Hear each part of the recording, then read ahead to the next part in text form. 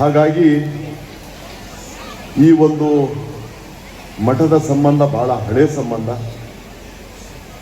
ನಾನು ಸಂಗನಬಸವ ಮಹಾಸ್ವಾಮಿಗಳ ಹತ್ರ ಬಂದಾಗ ಬಹಳ ಆತ್ಮೀಯವಾಗಿ ನನ್ನನ್ನು ಬರಮಾಡಿಕೊಂಡು ಬಂದು ತಿಂಡಿ ಮಾಡಿಸೋವರೆಗೆ ಬಿಡ್ತಾ ಇರಲಿಲ್ಲ. ಉಪ್ಪಿಟ್ಟು ಹೊಟ್ಟೆ ತುಂಬಿದ್ರೇನು ಜಂಬಯ್ಯ ಉಪ್ಪಿಟ್ಟು ಕೊಡು, ಈ ಕೊಡು ಅಂಥೇಳಿ ಹೊಟ್ಟೆ ತುಂಬ ಊಟ ಮಾಡಿಸಿ ಕಳಿಸ್ತಾ ಇರತಕ್ಕಂಥ ನೆನಪುಗಳನ್ನು ಈ ಸಂದರ್ಭದಲ್ಲಿ ನಾನು ನೆನೆಸ್ಕೊಳ್ಬೇಕಾಗುತ್ತೆ.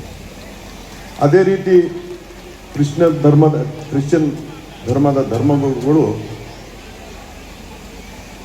ಡಿಸೋಜಾ ಸಾಹೇಬರು ಇವತ್ತು ಬಹಳ ಅರ್ಥಪೂರ್ವಕವಾದಂಥ ವಿಚಾರಗಳನ್ನು ನಮ್ಮೆಲ್ಲರ ಮುಂದೆ ಇಟ್ಟಿದ್ದಾರೆ. ಆದರೆ ಅದು ಕಾರ್ಯರೂಪಕ್ಕೆ ಬರುತ್ತಾ ಇಲ್ಲ ಅನ್ನೋದು ಪ್ರಶ್ನೆ ನಮ್ಮನ್ನು ನಾವೇ ಹಾಕೋಬೇಕಾಗುತ್ತೆ.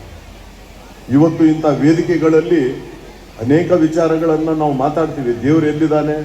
ನಮ್ಮಲ್ಲೇ ಇದ್ದಾನೆ ಅಂತೂ ಹೇಳಿದ್ದನ್ನು ನಾವು ಕೇಳ್ತೀವಿ. ಆದರೆ ನಾವು ಯಾವತ್ತನ್ನು ನೋಡ್ಕೊಂಡಿವಿ ದೇವ್ರು ನಮ್ಮಲ್ಲಿ ಇದ್ದಾನೆ ಅಂಥೇಳಿ.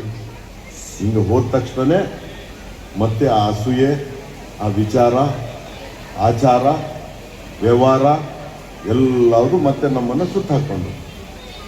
ಆದರೆ ಪಾಲಿಸಬೇಕಾಗುತ್ತೆ, ಮಾನವ ಧರ್ಮವನ್ನು ಪಾಲಿಸಬೇಕಾಗುತ್ತೆ. ಹಾಗಾಗಿ ಇನ್ನೂ ಭಾಳಷ್ಟು ವಿಚಾರಗಳು ಮಾತಾಡಬೇಕು ಅಂಥೇಳಿ ಇದ್ದೆ, ಆದರೆ ಇನ್ನೂ ಅದು ಸಮಯ ಬಂದಿಲ್ಲ.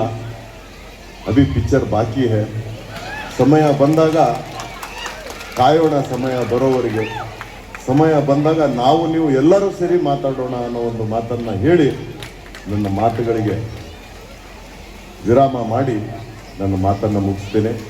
ಜೈ ಹಿಂದ್, ಜೈ ಕರ್ನಾಟಕ, ಜೈ ವಿಜಯನಗರ. ಧನ್ಯವಾದ. ನಮಸ್ಕಾರ.